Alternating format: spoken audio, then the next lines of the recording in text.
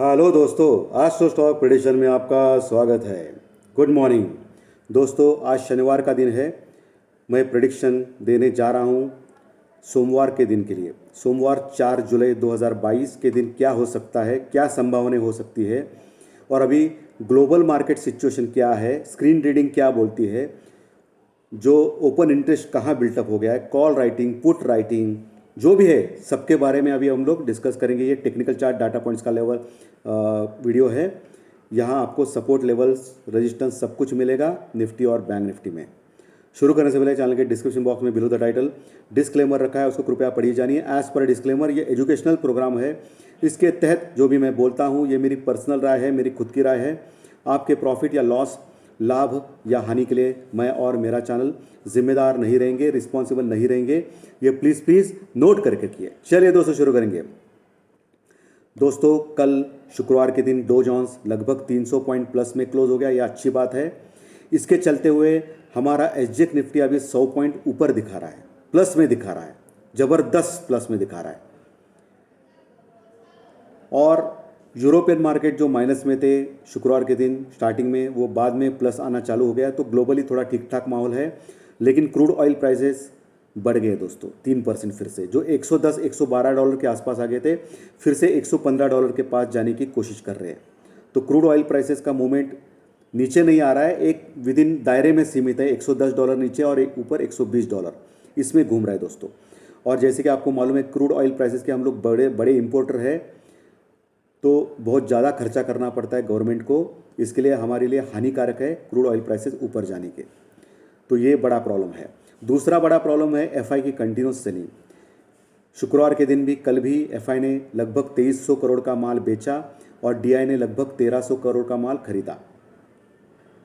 पिछले 4-5 दिनों से क्या होता है, एफआई थोड़ी ठंडी पड़ी हुई थी, 1000-1500 करोड़ इतना ही मैक्सिमम वो बेचती थी। लेकिन फ्राइडे के दिन फिर से उन्होंने चालू किया ज़्यादा बेचना। और जैसे कि आपको एक फिगर आपको दे रहा हूँ, आपको मालूम नहीं रहेगा शायद, पिछले एक साल से यानी अप्रैल 2021 से लेके, नहीं, पिछला पूरा एक साल अगर आपने पकड़ा तो कितना सेलिंग किया रहेगा एफआई ने अप्रैल 2021 से लेके अभी 2022 चल रहा है, ठीक है। कितना सेलिंग किया रहेगा पूरे साल में? 2.5 लाख करोड़, 2.5 लाख करोड़ का माल सेल किया है एफआई ने और कंटिन्यूस सेलिंग कर दी है।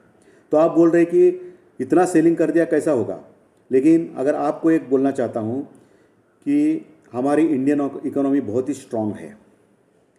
क्योंकि अगर वर्ल्ड मार्केट में देखा जाए तो एफआई की सेलिंग, हमारी जो सेलिंग है वो सिर्फ 6-7% है दोस्तों, और वर्ल्ड मार्केट में 10 से 15% की सेलिंग एफआई ने की है। तो इसका मतलब हमारी इकोनॉमी स्ट्रांग है। दूसरी बात, वर्ल्ड इकोनॉमी में जो दिग्गज देश है उनका जो मार्केट है, स्टॉक मार्केट, वो लगभग 20 से 25% गिर गया है ऑल टाइम हाई से। लेकिन हमारा मार्केट लगभग 15 से 18% गिर गया है। ये बहुत ही फ़र्क है। तो हम लोग अभी भी अच्छे कंडीशन में है। दूसरी चीज़, हमारे यहाँ हमेशा बोला जाता है कि पेट्रोल के प्राइसेस ज़्यादा है, डीजल के प्राइसेस ज़्यादा है, गैस के प्राइसेस ज़्यादा है। लेकिन मालूम है दोस्तों, हमारे जो अभी पेट्रोल के प्राइसेस है 115, 117, 120 तक, बाजू के पाकिस्तान में 210 रुपये प्रति लीटर है। श्रीलंका में तो बोम्बा बोम्ब है, बहुत ही प्रॉब्लमेटिक है कंडीशन। तो हमारा इकोनॉमी स्ट्रांग है दोस्तों, लेकिन महंगाई बढ़ने का ये ज़बरदस्त खतरा वर्ल्ड मार्केट पे है। क्योंकि अभी भी रशिया और यूक्रेन का वॉर चल रहा है। और आपको ताज़ा अपडेट दे दूं कि कल ही रशिया ने बहुत ही बड़ा हमला किया यूक्रेन के मॉल के ऊपर, बहुत सारे लोग मर गए हैं। तो रशिया और यूक्रेन का वॉर ख़त्म होने का नाम नहीं ले रहा है और क्रूड ऑयल प्राइसेस बढ़ते ही जा रहा है। 100 डॉलर के ऊपर ये हमको डेंजरस है। और वर्ल्ड इकोनॉमी यानी अमेरिका अभी रिसेशन में जाने का खतरा है, क्योंकि उनका फर्स्ट क्वार्टर का जो जीडीपी है वो माइनस में आ गया है, जैसे आपको मालूम है। तो बहुत ही प्रॉब्लम है सभी देशों में। इसके लिए अभी जो 100 पॉइंट जो ऊपर दिख रहा है एसजेक निफ्टी, तो हो सकता है कि हमको एक प्रॉफिट बुकिंग मिल सकती है कल दोपहर के बाद। इसके लिए, किसके लिए, ये मैं आपको बोल रहा हूँ क्या उसका रीज़न है कि प्रॉफिट बुकिंग ऊपर से हो सकती है। पहली चीज़, पुट कॉल रेशो निफ्टी का 1.15 है, 1.15 है पुट कॉल रेशो। जनरली 1.40 यानी 1.40 तक जब निफ्टी का पुट कॉल रेशो आता है तभी हम लोग उसको ओवरबॉट करते हैं, और जब भी ओवरबॉट होता है निफ्टी या bank Nifty put call ratio में, तभी ऊपर से प्रॉफिट बुकिंग आती ही आती है। तो 1.15 ऑलरेडी है, सिर्फ 25 बेसिस पॉइंट अभी पुट कॉल रेशो बढ़ गया ऊपर, तो ओवरबॉट हो जाएगा निफ्टी। और जो गैप अप दिख रहा है 100 पॉइंट का, यानी कि निफ्टी जो कल का जो क्लोजिंग है वो 15,750 के ऊपर का है, यानी कि गैप अप दिख रहा है 15,850 का। उसके बाद एक शॉर्ट कवरिंग आ गई और 15,900 950 जो हमारा 2-4 दिन पहले का जो हाई था 950 का, उसके ऊपर हम लोग 16,000 के आसपास चले गए। तो जैसे कि आपको मालूम है, as per technical chart data points जो भी है और ओपन इंटरेस्ट बिल्टअप है, उसके अनुसार 16,000 से लेके 16,100 का लेवल बहुत ही बड़ा रेजिस्टेंस का लेवल रहेगा निफ्टी में। तो सोमवार के दिन जब भी वहाँ पहुँचेगा मार्केट 950 के ऊपर और 16,050 के बीच में, तब ज़बरदस्त प्रॉफिट बुकिंग ऊपर से आ सकती है, क्योंकि उस समय पुट कॉल रेशो करीब करीब 1.40 के आसपास हो सकता है। तो मैं आपको पहले ही बोल रहा हूँ कि क्या करना है। आपको पुट कॉल रेशो के ऊपर ध्यान रखना है जब गैप अप ओपन हो जाएगा निफ्टी मंडे के दिन, और वहाँ से ऊपर से प्रॉफिट बुकिंग आ सकती है। तो ऊपर जाएगा नीचे आएगा, ऊपर जाएगा नीचे आएगा। तो मुझे लगता है सोमवार का दिन थोड़ा तेज़ रह सकता है, लेकिन मंदी भी रहेगी, उसमें दोनों साइड के मूवमेंट्स रह सकते हैं, क्योंकि पुट कॉल रेशो ओवरबॉट होने के कारण ऊपर तो नहीं जा सकेगा, तो एक रेंज में फंसेगा मार्केट, नीचे प्रॉफिट बुकिंग होगी, फिर से नीचे से ऊपर जाएगा। क्योंकि मैंने बोला है अभी मार्केट कैसा है कि 15,700 के ऊपर लगातार क्लोज कर रहा है, जो बहुत ही बड़ा सपोर्ट का लेवल है निफ्टी में। तो ऊपर क्या हो गया, अभी बाय ऑन डिप्स, यानी नीचे गया तो बाय ऑन डिप्स करना है, और ऊपर गया तो सेल ऑन राइज करना है आपको। आपकी जो भी पोजीशन है सिर्फ कॉल या सिर्फ पुट की बेच के निकलना है। अगर हेजिंग किया तो आपको रख सकते हैं, कोई प्रॉब्लम नहीं है, लेकिन हेजिंग में जो बड़ी समस्या है कि कॉल और पुट के ऑप्शंस के प्रीमियम नीचे आते हैं, तो आपको वो देखना पड़ेगा, क्योंकि वो थोड़ा रिस्क है। इसके लिए ज़्यादा लॉट नहीं लेना है, पुट कॉल में एक एक लॉट लेके ही आप काम कर सकते हैं।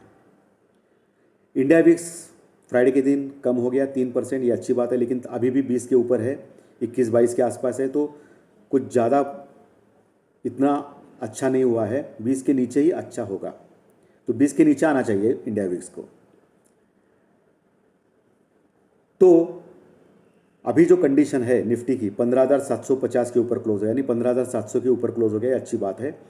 जो फ्राइडे के सेशन में रिलायंस कंपनी, जो रिलायंस इंडस्ट्रीज और ONGC 13.5% ONGC गिरा और रिलायंस लगभग 6-7% गिरा, इसके लिए हमारा मार्केट तेजी से नीचे आ गया। नहीं तो मार्केट का जो बिल्टअप है टेक्निकल चार्ट डाटा पॉइंट्स के लेवल के बहुत स्ट्रांग था, लेकिन इसके चलते हुए ज़बरदस्त मार्केट नीचे आ गया, और आपने जैसे देखा रहेगा कि निफ्टी माइनस में ही क्लोज हो गया। बैंक निफ्टी हालांकि हल्का 100 पॉइंट ऊपर प्लस में क्लोज हो गया, लेकिन निफ्टी लगभग पूरे दिन यानी कि 90% के ऊपर माइनस में ही था। कल का जो निफ्टी का क्लोजिंग था उसके नीचे ही था निफ्टी पूरे दिन कल के, लगभग 90%। और रिलायंस और ONGC की वजह से, जो दिग्गज शेयर है, ज़्यादा वेटेज है निफ्टी में, उनकी वजह से निफ्टी ने कल के दिन 15,520 के आसपास का लो लगाया। और जैसे कि मैंने आपको बोला कि 15,500 का बहुत ही ज़बरदस्त सपोर्ट है निफ्टी में, अगर वो टूट गया तो निफ्टी फिर से 15,000 14,900 के आसपास जा सकता है, लेकिन वो टूटा नहीं, अच्छी बात है। और बाकी के जो दिग्गज शेयर है, HDFC बैंक, इन्फोसिस, TCS, उन्होंने मार्केट को स्ट्रॉन्ग करवाया और मार्केट नीचे से बाउंस बैक किया, लेकिन थोड़ा बहुत प्लस भी हो गया था 3-3:30 बजे के पास में, लेकिन फिर से निगेटिव क्लोज हो गया। इसका मतलब लगभग पूरे दिन 90% मंदी थी कल, यानी कल मार्केट पूरे रेड में था। निफ्टी यानी मार्केट, निफ्टी सेंसेक्स इंपॉर्टेंट होता है दोस्तों, क्योंकि निफ्टी में सभी आते हैं, बैंक निफ्टी आता है, स्टील आता है, सब कुछ आता है। तो पूरे दिन 90% कल मार्केट मंदी में था, रेड में था। ये रेड कैसा देखा जाता है कि कल का जो क्लोजिंग है उसके नीचे था मार्केट पूरा। हालांकि नीचे से बाउंस बैक किया, लेकिन बाउंस बैक करके वो पॉजिटिव थोड़ा सा आ गया, लेकिन फिर से नीचे फिसल गया। और मैंने आपको गुरुवार के रात को ज्योतिष शास्त्रीय प्रेडिक्शन में मैंने क्लियर बोला था कि शुक्रवार का दिन अधिकतम समय मंदी रहेगी, मार्केट निगेटिव रहेगा, क्योंकि 3 मंदी के संकेत थे और 1 तेजी के संकेत थे। और आपने देखा दोस्तों, जो दिखता है वो क्लियर दिखता है कि शुक्रवार के दिन ऑलमोस्ट 90% के ऊपर निफ्टी और सेंसेक्स माइनस में थे। कल का जो क्लोजिंग है उसके नीचे थे 90% और रेड में थे, मार्केट पूरा रेड में था। तो ये लगातार ज्योतिष शास्त्रीय प्रेडिक्शन, फाइनेंशियल एस्ट्रोलॉजी लगातार सही आ रहे, सिर्फ गणेश जी की कृपा है।